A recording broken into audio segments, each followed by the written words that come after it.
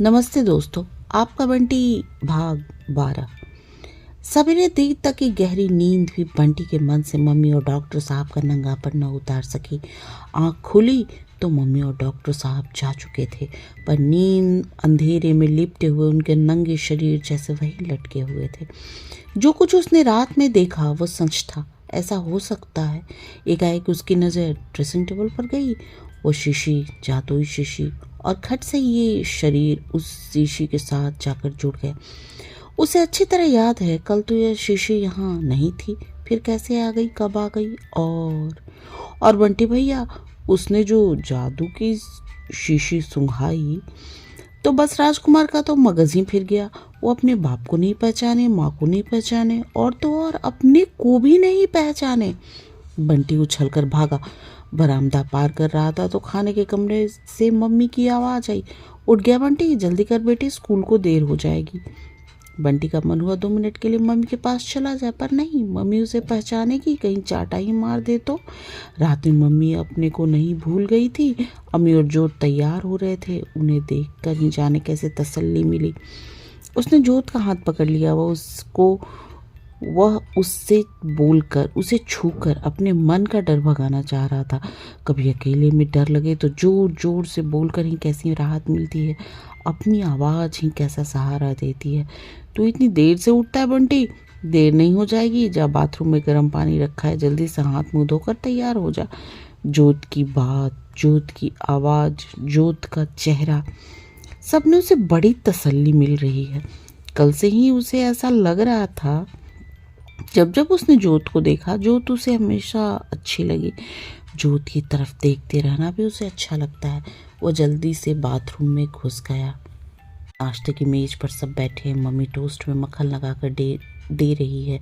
Doctor साहब सफ़ेद बुर्राक कपड़े में ऐसे लग रहे हैं जैसे अभी अभी लॉन्ड्री में से निकल कर आए हों। वो खाते भी जाते हैं और बार बार नैपकिन से हाथ और होठ भी पोंछते जाते हैं, पर बंटी है कि ध्यान न खाने पीने की चीज़ों पर है, न जोत पर और अम्मी की बातों पर।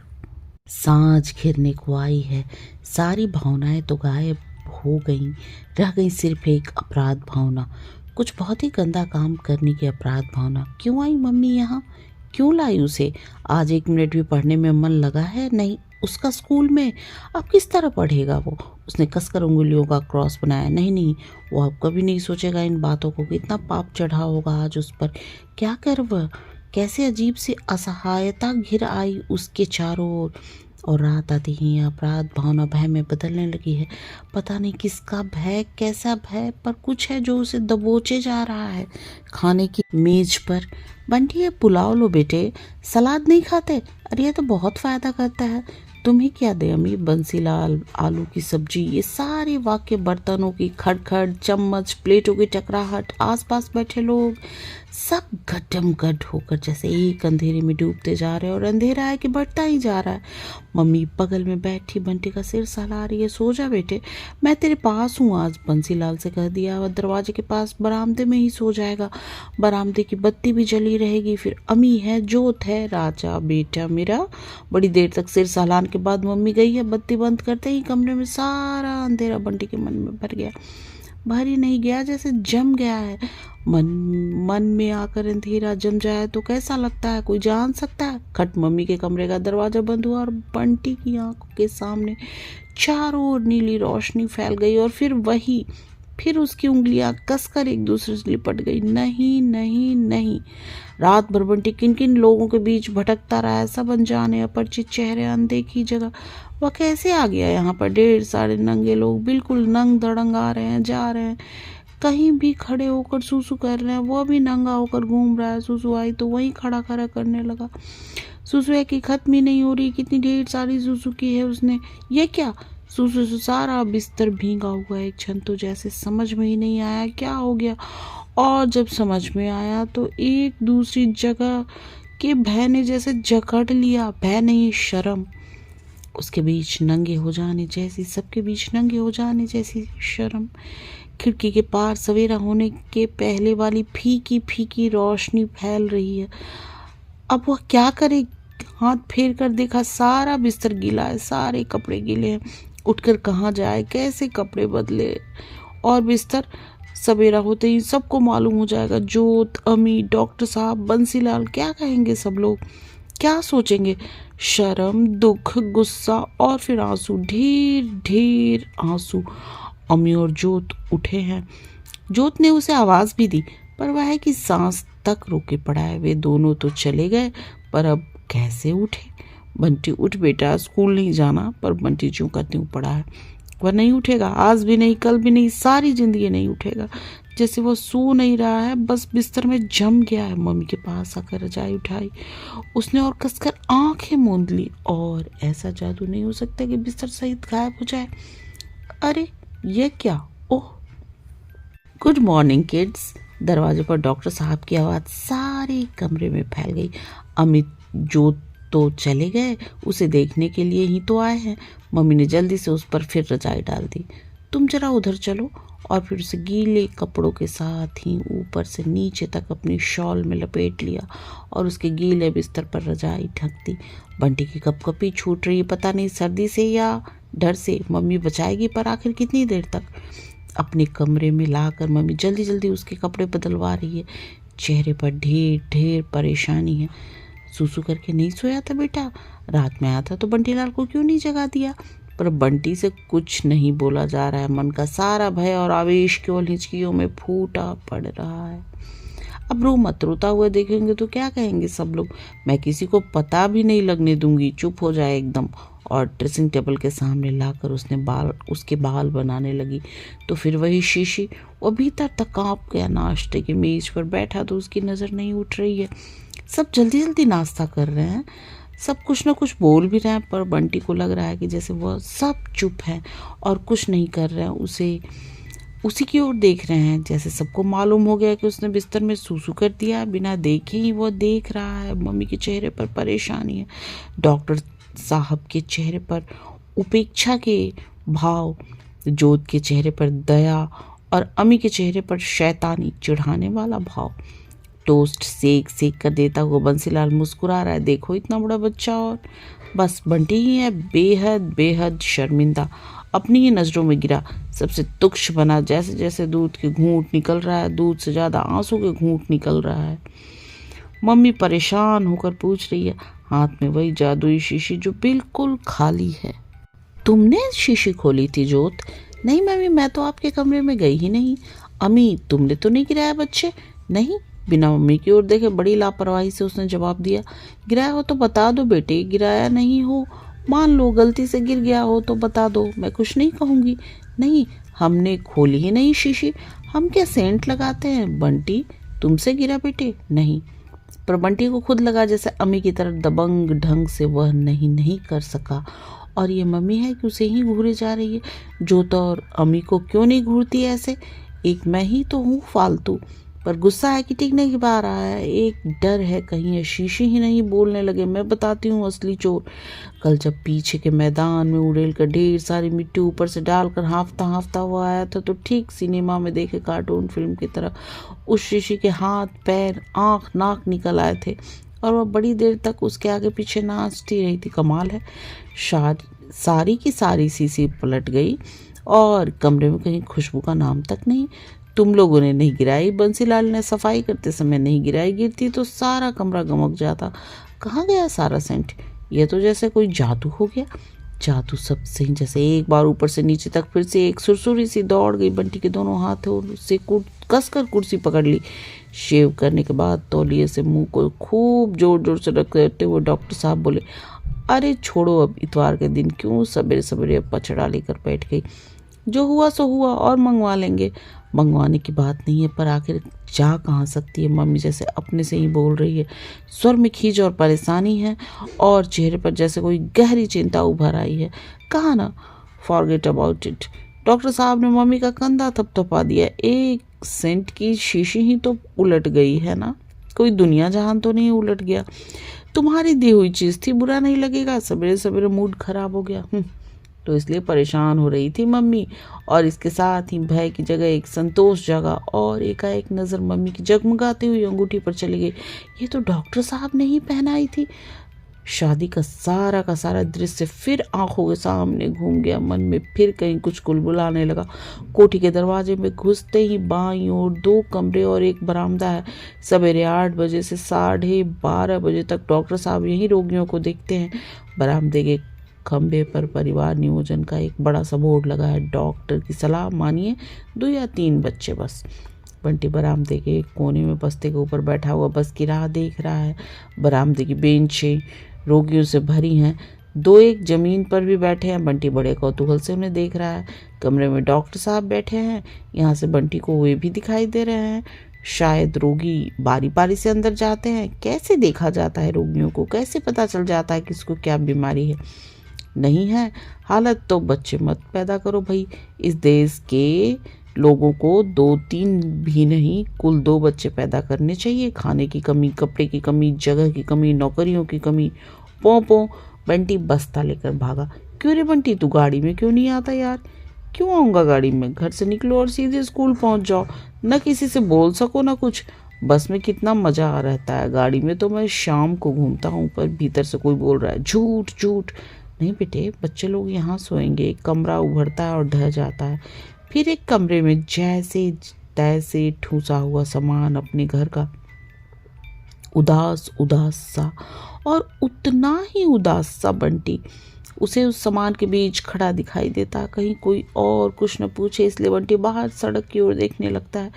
अचानक फूफी की याद आ गई। झूठ बोलने से भगवान के घर बड़ी कड़ी सजा मिलती है बंटी भैया। चोरी करने से पाप लगता है। वो कितना झूठ बोलने लगा है आजकल।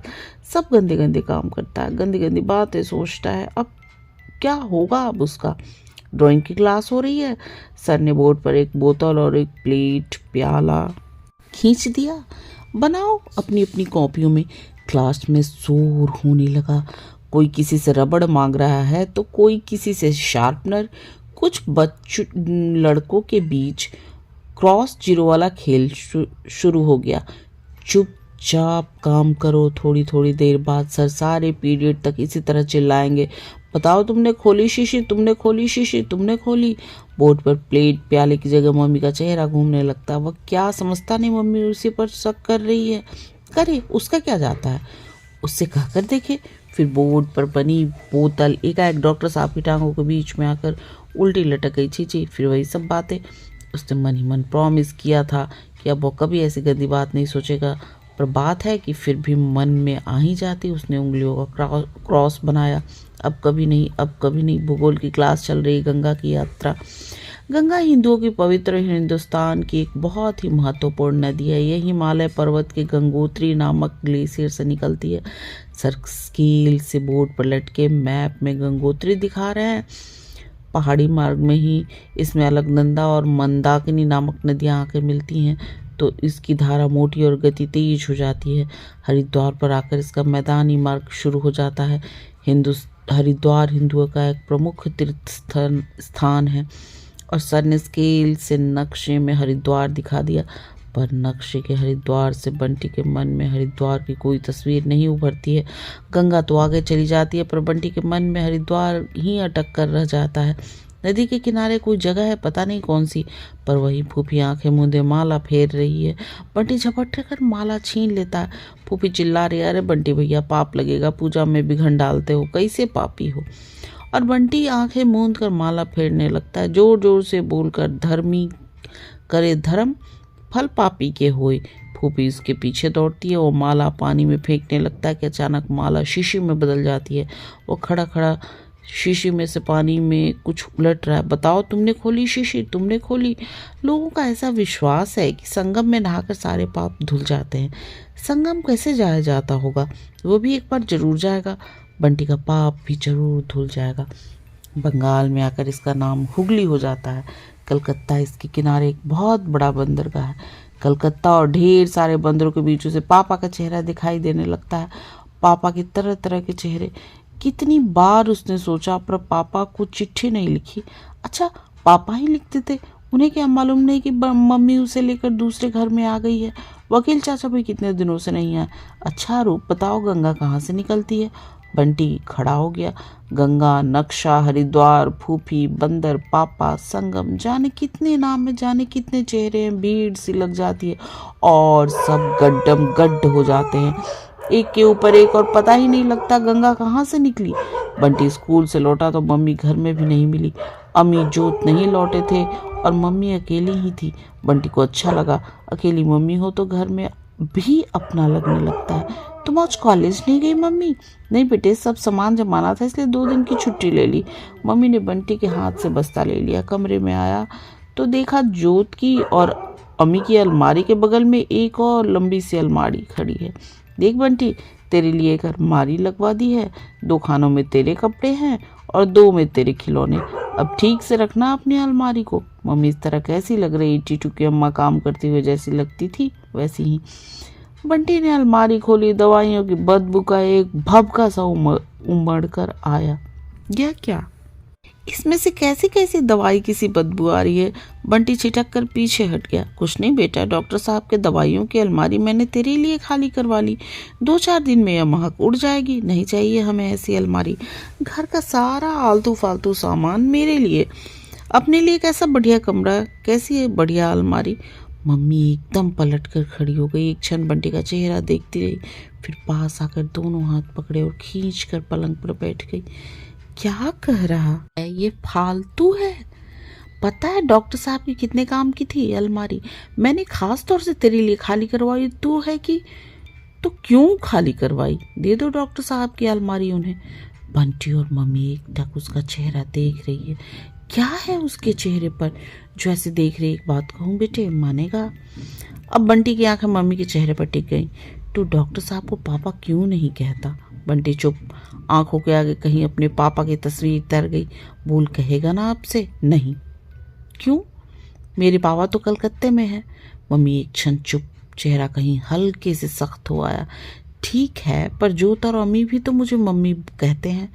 उनकी मम्मी मर गई है इसलिए कहते हैं। मैं क्यों कहूँ? मम्मी उसे देखती रही और वह भी मम्मी को देखता रहा, एकटक, बिना नज़र हटाए, बिना झिझके। इतने में पोर्टिको में कार के रुकने की आवाज़ आई तो मम्मी बंटी के हाथ छोड़कर उठ गई। ठीक है बंटी, जो तेरी समझ में आया कर।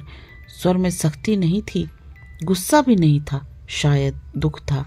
जोत और अम्मी अपना अपना बस्ता उठाए गाड़ी से उतरे। बंटी, तू गाड़ी में क्यों नहीं आता यार? यह वाक्य कहीं से मन में कौंध और डूब गया।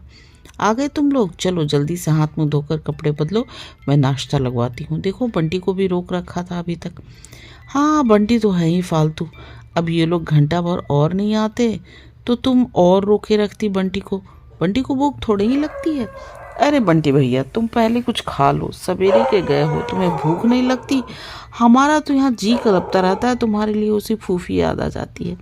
मम्मी मेज लगाते हुए, कैसी लग रही है? वहाँ तो बस एकदम प्रिंसिपल बनी रहती थी। ये लंबूतरी अलमारी बंटी भैया की है। वही हनुमान वाले लाल कपड़े पहनाया है हमें। लंबूतरी कबूतरी बंदर कहीं का। ऐसी फालतू सी चीज उसे दे दी है तो मजाक नहीं उड़ाएंगे सब लोग? खाने की मेज पर बैठे ही कॉलेज का माली आ गया और जमीन तक झुककर सलाम किया। नमस्ते बंटी भैया, कैसे हो? हाथ जोड़े जोड़े ही उसने पूछा तो बंटी उछलकर माली के पास आ गया। माली दादा, कैसा है मेरा बगीचा? तुम ठीक से पानी तो देते हो ना? उस पीले गुलाब की कलियां खिल गईं।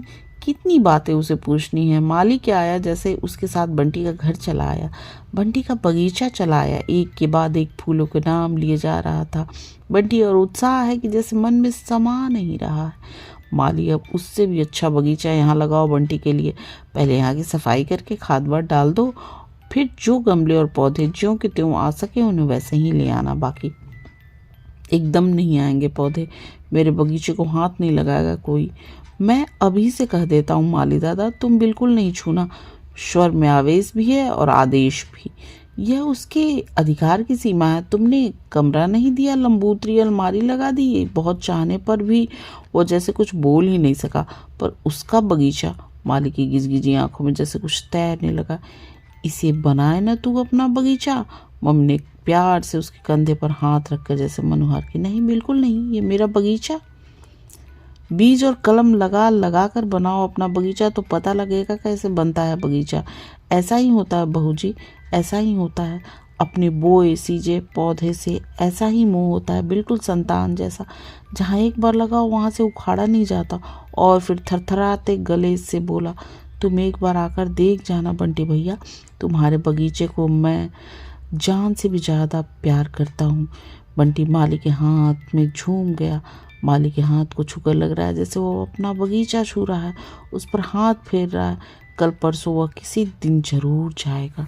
मम्मी जब तक बताती रही कि यहाँ क्या क्या करना होगा, बंटी वैसे ही उसके हाथ पर झूलता रहा। जब माली जाने लगा तो उसे गेट तक छोड़ने गया। कल फिर आना माली दादा, रोज आया करना। और जब तक माली दिखता रहा बंटी उधर ही देखता रहा। बच्चे पढ़ाई करने बैठे तो एक महाभारत छिड़ गया। अम्मी अपनी मेज पर से बंटी की किताबें उठा उठा कर फेंक रहा है और चिल्ला रहा है, किसने हटाई मेरी किताबें यहाँ से? ये मेरी मेज है, किसी को नहीं दूंगा मैं अपनी मेज। ए अम्मी क्या पागलपन कर रहा है? मम्मी ने तेरी किताबें मेरी मेज पर रख दी हैं, यहाँ बैठ कर पढ़ ले।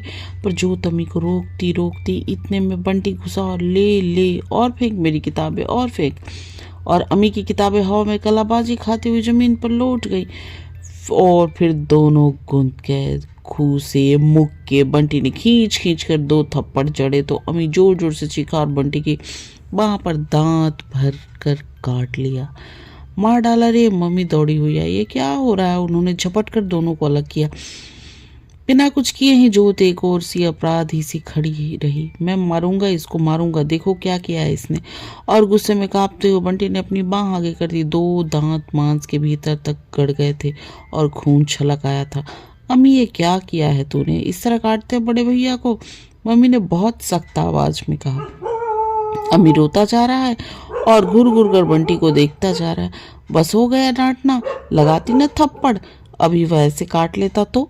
बंसीलाल अम्मी को बाहर ले जा और मम्मी ने बहुत प्यार से बंटी की बाह में भर लिया। चल टिंचर लगा देती हूँ। नहीं लगाना मुझे टिंचर, मुझे कुछ नहीं करवाना। पता नहीं उसकी आवाज़ में गुस्सा था या दुख। मम्मी की आंखें छलछलाई। चल बेटे, शाम को डॉक्टर साहब से डांट पड़वाऊंगी अम्मी को। हाँ, डॉक्टर साहब से डांट पड़वाएंगी, जैसे खुद नहीं डांट सकती थी ना। और बंटी हाथ छुड़ाकर भाग गया। उसने टिंचर भी नहीं लगवाया। उस रात बंटी ने खाना भी नहीं खाया। डॉक्टर साहब ने अम्मी को डांटा, कान खींचा, बंटी को प्यार किया, समझाया कि 2 दिन बाद ही तुम्हारी मेज बनकर आ जाएगी, एकदम नई और इन सब से बढ़िया। पर बंटी अपने पलंग से हिला तक नहीं। तुम तो बहुत जिद्दी हो यार। डॉक्टर साहब लौट गए और जाने कैसे पापा आकर बैठ गए। तुम हमारे साथ चलोगे कलकत्ते, खूब घुमाएंगे फिराएंगे। कल ही पापा को चिट्ठी लिखेगा। बंटी बस के लिए खड़ा है। रोज की तरह डॉक्टर साहब रोगियों को देख रहे हैं, पर वह किसी की भी तरफ नहीं देख रहा। रात वाला गुस्सा अभी भी भरा है मन में। सवेरे उसने किसी से बात नहीं की, अब वह किसी से नहीं बोलेगा, कभी नहीं बोलेगा। सामने लगे लाल तिकोन को घूर घूर कर देख रहा है बंटी। डॉक्टर साहब के शब्द तैर जाते हैं। इस देश में 2-3 भी नहीं, 2, बस 2 बच्चे पैदा करने चाहिए। तीसरा बच्चा फालतू बच्चा, तीसरा बंटी, फालतू बंटी। अब तू कार में क्यों नहीं आता यार? अम्मी और जोत की अलमारियाँ, एक लंबूतरी अलमारी बंटी भैया की है। अम्मी और जोत की मेज किसी को नहीं दूंगा मैं, अपनी मेज ये मेरी है। अपना अपना बस्ता लिए कार में बैठे हुए अम्मी और जोत सर्रे से निकल जाते हैं, सर्रे से घुस जाते हैं। ड्राइवर जाओ, डॉक्टर साहब को ले आओ। ड्राइवर जाओ, कॉलेज से मेम साहब को ले आओ। बस बंटी फालतू बस के लिए खड़ा है। आपका बंटी भाग 12 समाप्त।